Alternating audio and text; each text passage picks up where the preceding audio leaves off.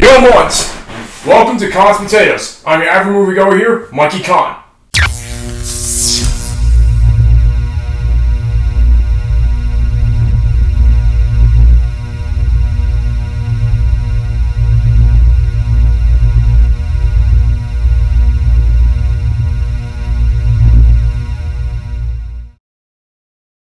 And today's edition of Con's Potatoes, instead of using potatoes, I'd like to talk about the greatest movie franchise of all time, Star Wars. That's right, the Star Wars Saga is the greatest movie franchise of all time. Star Wars started back in 1977 with the original trilogy known as A New Hope of Star Wars that was written and directed by none other than George Lucas. After the box office and critical success of A New Hope, aka the first ever Star Wars to be made in 1977, George Lucas made a sequel to that known as The Empire Strikes Back, the second of the original Star Wars trilogy.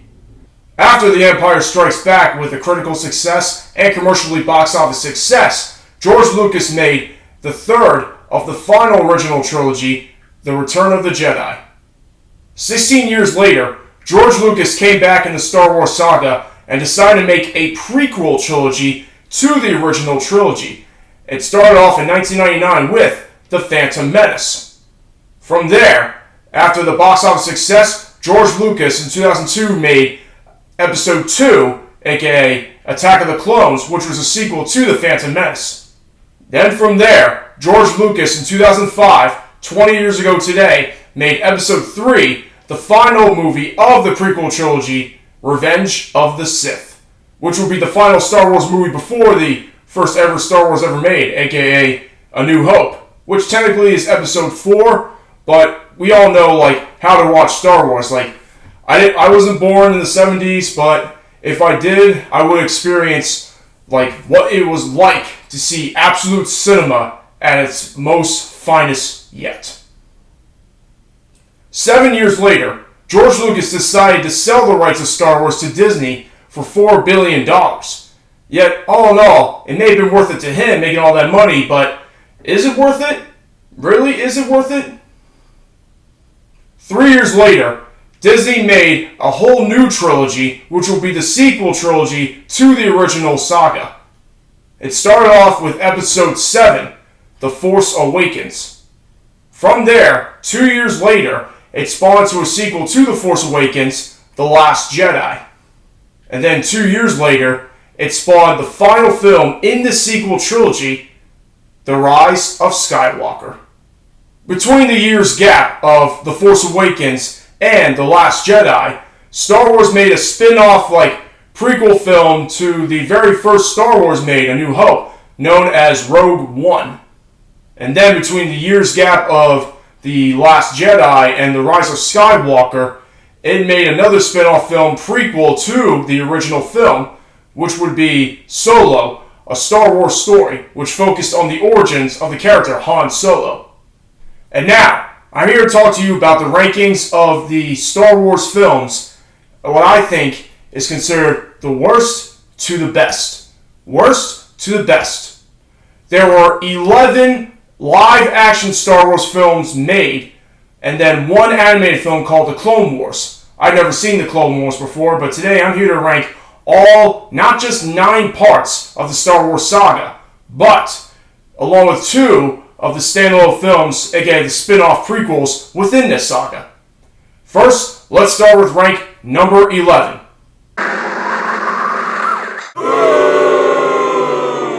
That's right. The Rise of Skywalker.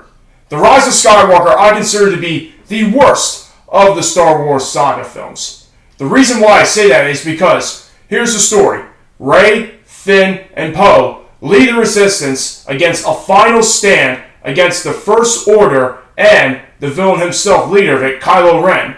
But it turns out, Kylo Ren was alienated by the resurrected Supreme Leader of the First Order that spawned from the Empire, Darth Sidious, aka Palpatine. Dude, how is Palpatine alive all of these years? It does not make any sense at all. Why in God's name would you resurrect Palpatine after being killed by Darth Vader in Return of the Jedi? Like, it does not make sense at all. And again, it's like a reboot version of Return of the Jedi where the hero wins and then the villain of it, aka like Kylo Ren, ultimately turns good now, goes against Darth Sidious, defeats him, but then he dies in the end too. Like, it is a reboot of Return of the Jedi. Like, it is completely, like, as my brother would say, The Rise of Skywalker deserves to belong in the ninth circle of hell. Right there. So, thank you, Jack. And now, number 10 of the Star Wars saga films I rank today. Number 10 is... That's right, Solo, A Star Wars Story. The reason why I didn't like it is because, I mean, here's the thing. First of all, the original directors of this film were Phil Lord and Christopher Miller, who directed many film success such as 21 Jump Street, 22 Jump Street, the original Lego movie, but ultimately, they were fired by Lucasfilms and Disney because of like creative differences, and then were replaced by none other than Ron Howard, the director. And then from there, the story of Solo, A Star Wars Story, goes as this. It follows the original story of Han Solo and young Chewbacca as they join a criminal heist. And along the way, it involves Han Solo's first love life, but then ultimately, it shows how the villain from the first Star Wars episode, The Phantom Menace, Darth Maul, is still alive.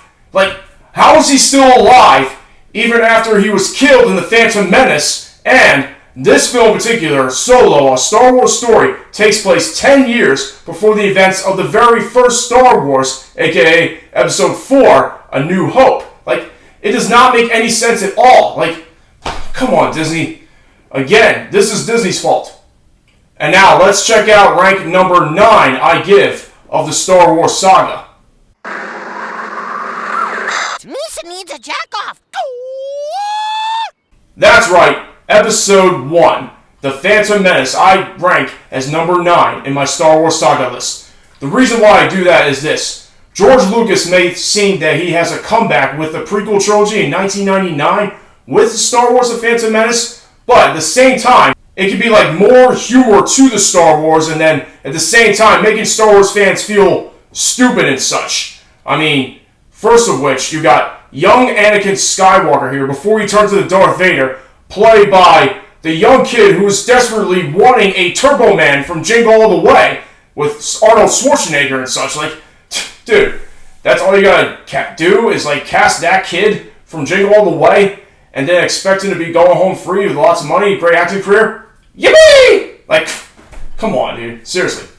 And then, you got Jar Jar Binks, one of the worst characters created in the Star Wars saga. Like, how do you expect him to, like, be so good, yet every time he speaks, he makes no sense? Misa scared! Whoa, whoa, whoa! I mean, no wonder South Park made fun of him in the Season 3 episode Jack Offisaurs, because they were disappointed in The Phantom Menace. They had to rip off Star Wars so much. Goddamn, shut up!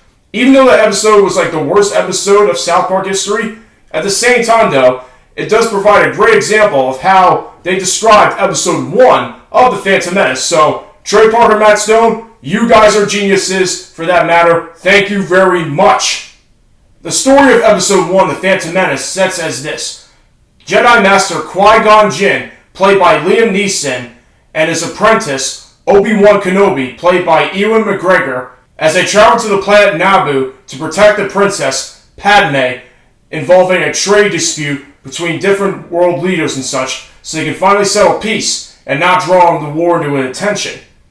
Along the way, they must escape a battle and instead hide out on the planet Tatooine, where they meet young Anakin Skywalker, and then Qui-Gon Jinn sees good spirit in young Skywalker, as he may be called the Chosen One, to like end the Sith once and for all. Well, I mean, was Qui-Gon right? Watch the rest of the episodes and find out. And now let's see what Star Wars film I rate next at number 8.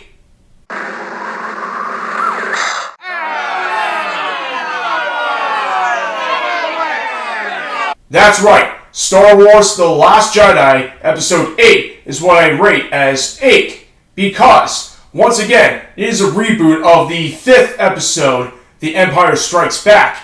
And in this episode, the story follows as this. Young Rey, who is now a Jedi, tracks down Luke Skywalker and finds him on a mysterious island planet. From there, she must be mentored and trained by the Master Jedi himself, Luke Skywalker.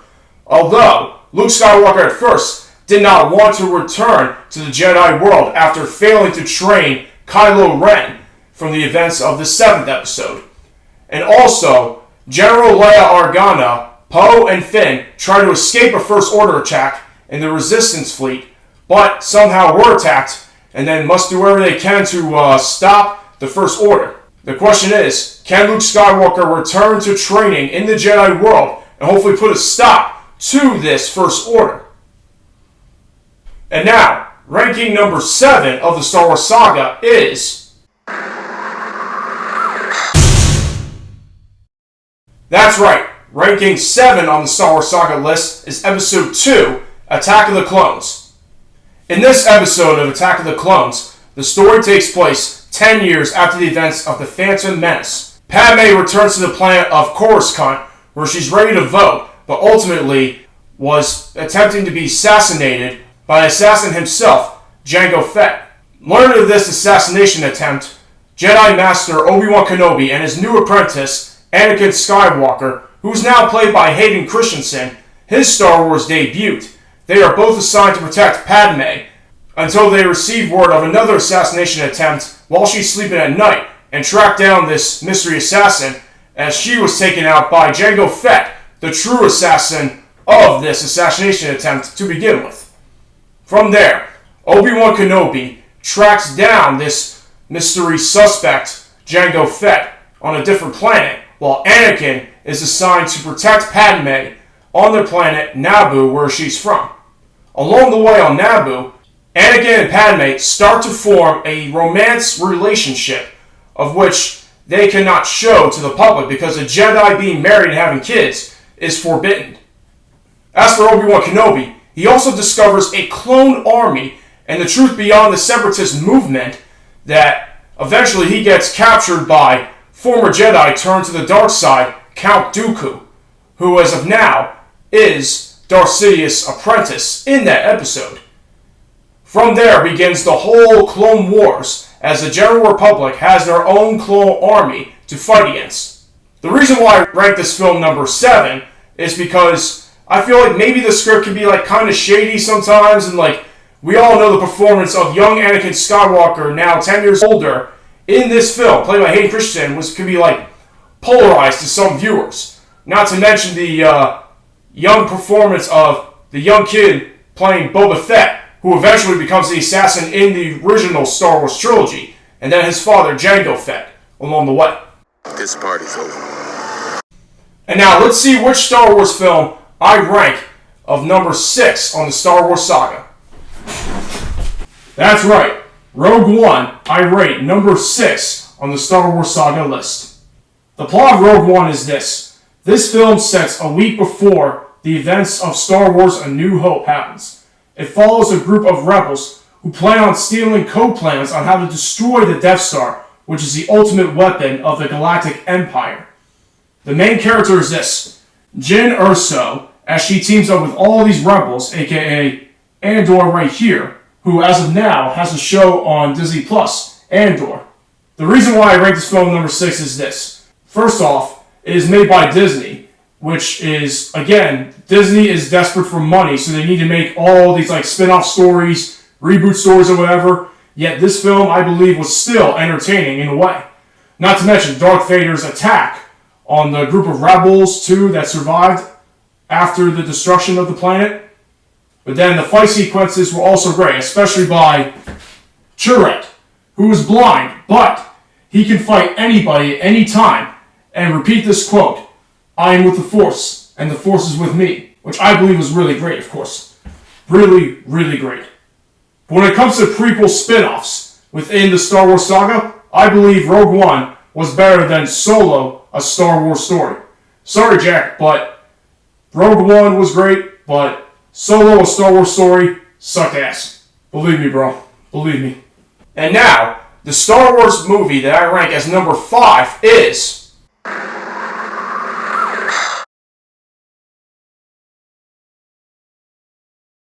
That's right. Ranking number 5 in the Star Wars saga is Episode 7, The Force Awakens.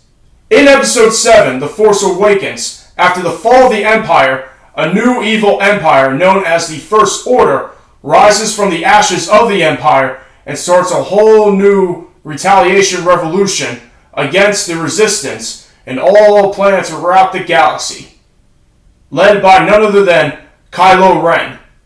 Within the First Order, a stormtrooper, aka Finn, ultimately wants to escape the First Order and start fresh, so that he helps out Resistance fighter pilot Poe and to get him out of there as good as he can. After what would be presumed of Poe's death on the planet Jakku, Finn meets this peasant, aka Rey, who also wants to become a fighter pilot in the end, but then they get attacked by the First Order, especially when they're after their little drone, BB-8, because they believe to have information about the whereabouts of the last presumed Jedi, Luke Skywalker. To escape the planet Jakku, they use the Millennium Falcon to fly out. And along the way, they meet up with Han Solo and Chewbacca, who agree to help them fight the First Order by any means necessary. And then Han Solo discovers that Kylo Ren is his mysterious son and who he has with Princess Leia Organa, but who is now General Leia Organa of the Resistance. When Han Solo tries to talk Kylo Ren out of the First Order, Kylo Ren decides to kill his own father. Very shameful. Very shameful. But along the way, Rey defeats Kylo Ren for now, as Kylo Ren escapes, and then she finds the missing piece out of R2-D2 that locates the location of Luke Skywalker himself. This is the first film of the new sequel trilogy made by Disney themselves after George Lucas sold the rights to Star Wars to Disney for $4 billion. This film was directed by none other than J.J. Abrams. And now, let's see which Star Wars episode I rank number 4.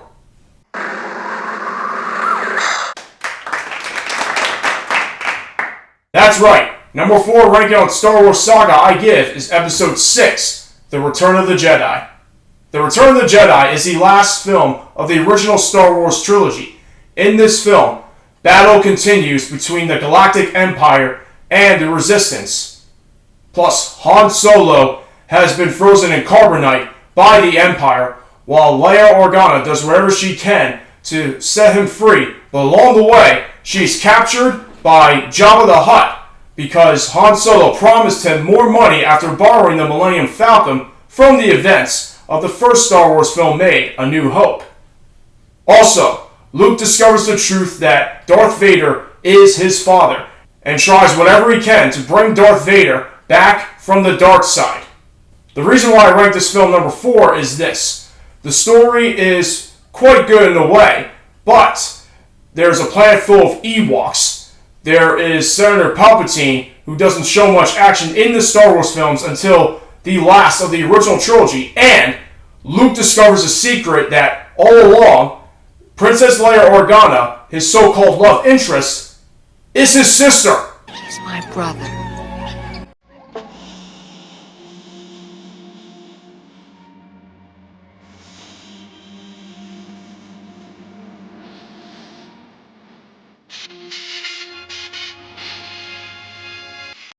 Like, what?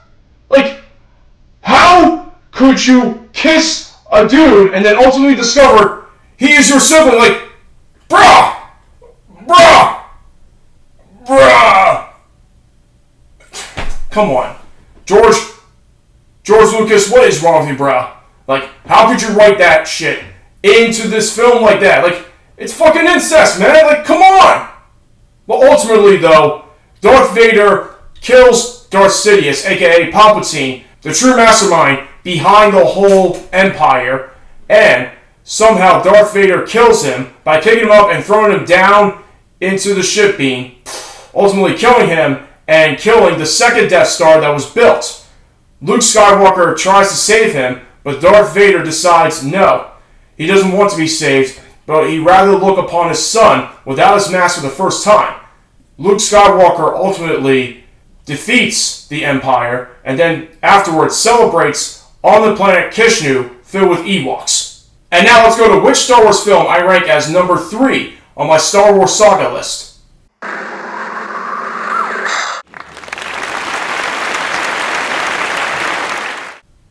That's right, ranking number 3 on my Star Wars Saga is Episode 3, Revenge of the Sith. Revenge of the Sith is the final film in the Prequel Trilogy, aka Episode 3, The Revenge of the Sith. In this story, the battle continues in the Clone Wars, and then, first of which, Obi-Wan Kenobi, Master Jedi, and his young apprentice Anakin Skywalker attempt to free Senator Palpatine from the Sith. And then from there, Count Dooku is there and tries to kill the Jedis again, but ultimately, Anakin kills Count Dooku in a dirty way. They return to the planet Coruscant, where Anakin discovers that his new wife, Padme, is pregnant with twins. Recently, Anakin has visions of losing Padme and his kids and tries to do whatever he can to try to save them by any means necessary. He gets closer to Senator Palpatine and somehow gets manipulated into joining the dark side as Obi-Wan Kenobi tracks down General Grievous, a Sith Lord in the Sith. After Anakin Skywalker tells Mace Windu, a Jedi Master of the Jedi Council, the news that Senator Palpatine may be a Sith Lord, Mace Windu and other Jedi Masters go to Senator Palpatine in order to arrest him, but Senator Palpatine is too powerful, yet Mace Windu had him pinned down, yet Anakin Skywalker shows up and defends Senator Palpatine because he believes Senator Palpatine may be the key to saving his love Padme and his future kids. But when Mace Windu tries to assassinate Palpatine, Anakin steps in, cuts off Mace Windu's hand, which gives Palpatine so much power to kill Mace Windu and turn Anakin into the dark side. From there, Senator Palpatine, aka Darth Sidious, orders Execute Order 66 to all of the Clone War men, aka the future Stormtroopers, as they kill all the Jedi Masters around them, to eliminate the Jedi, and to make this the first galactic empire, leading many people to believe that Palpatine is a good guy, but really, he's a bad guy. As Obi-Wan Kenobi and Yoda survive this whole Execute Order 66 rule, they now seek out to find evidence to why all of this is happening. Obi-Wan discovers the truth that Anakin has been turned to the dark side, and tries to seek out where he is, and then, ultimately, Padme decides to go out and find him as well. Padme finds Anakin on the planet Mustafar as he kills already all the Separatist leaders, and to make sure that Darth Sidious retains full control of the galaxy. It was from there that Obi-Wan Kenobi hid onto the ship so he can try to talk Anakin out of joining the dark side. But Anakin ultimately kills Padme, but ultimately Anakin and Obi-Wan decide to battle out each other, which I consider the greatest Star Wars fight of all time. I mean, Obi-Wan Kenobi against young Anakin Skywalker is one of the greatest Star Wars fights ever. Like, I grew up watching the original film so many times that, in fact, recently they had a 20th anniversary re-release in theaters. Like, I remember seeing the film in theaters for the first time 20 years ago. It was incredible. So incredible. And I was so grateful that 20 years later, they decided to re-release the film. And when I saw it, it was like incredible, beyond expectations. Even the new movie poster was really incredible, which I give credit for. But eventually, Obi-Wan Kenobi cuts off Anakin's other arm, both of his legs, and then he is now kept in this ICU suit, which makes him into full Darth Vader mode. The script may be a little shady, but it's actually one of my favorite Star Wars movies ever because of the entertainment and the fact that we see Anakin Skywalker turn to the dark side, despite his semi-polarized performance, but very entertaining along the way. And now, there are 2 Star Wars movies left I haven't ranked yet. I will rank 2, and then I will rank 1, because it was a hard decision, because both these Star Wars films are really incredible, but in the end, there can only be one ranked at 2 and only ranked B at 1. And number 2 goes to...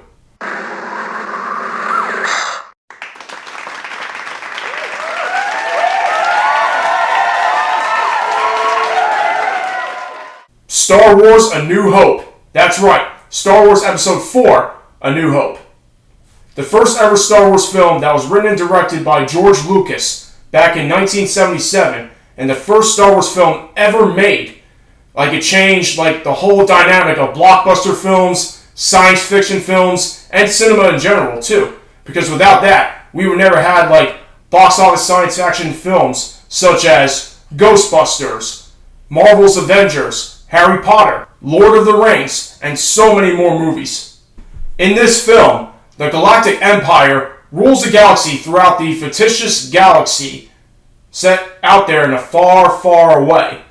And the leader of it is Darth Vader, as he kidnaps Princess Leia Organa. But before she is captured, she sends out secret code plans to R2-D2 and C-3PO on a desperate planet known as Tatooine, where it's all sandy and dusty and such. And then they discover Luke Skywalker as he wants to join the fighter pilot resistance, become a pilot. But instead, his aunt and uncle make him stay home for the harvest season. But this upsets Luke and he wants to see the galaxy. Along the way, he discovers a man, Ben Kenobi, aka Obi-Wan Kenobi, and they want to seek out this adventure on stopping the Galactic Empire by any means necessary. So they use C-3PO and R2-D2 to guide them into this mission, and they recruit Han Solo and Chewbacca to help them throughout this whole adventure, while they use the Millennium Falcon. And the most common question of Star Wars is this: who shot first, Han Solo or Greedo?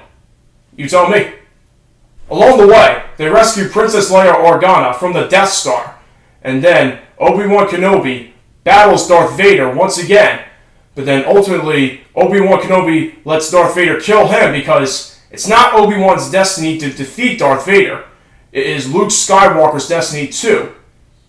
So Luke Skywalker, after landing back safely with the Resistance fleet, he then becomes a pilot, destroys the Death Star, and is pronounced a hero along with Han Solo and Chewbacca. Which means the number 1 ranked Star Wars film and the favorite of all time is Episode 5, The Empire Strikes Back.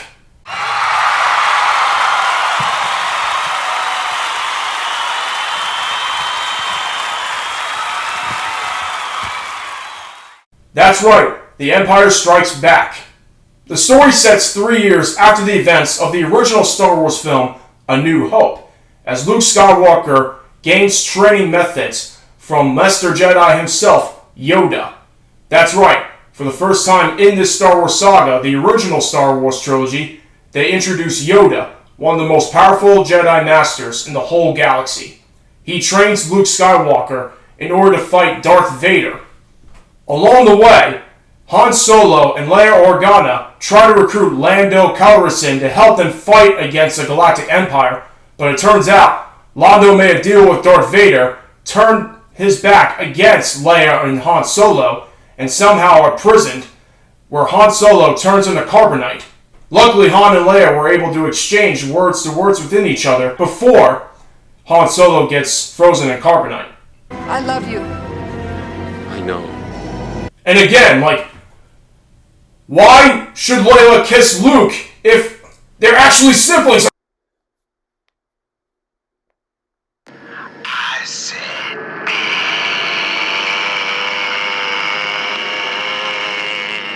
bitch. Why? Why, George Lucas? Why? It does not make sense! But ultimately, the number 1 reason why I rank this film the best is because The Empire Strikes Back gives us one of the most cinematic plot twists of all time. As Luke Skywalker and Darth Vader were battling it out against each other, Darth Vader tells Luke Skywalker the truth that Darth Vader is his actual father. Obi-Wan never told you what happened to your father. He told me enough. He told me you killed him. No.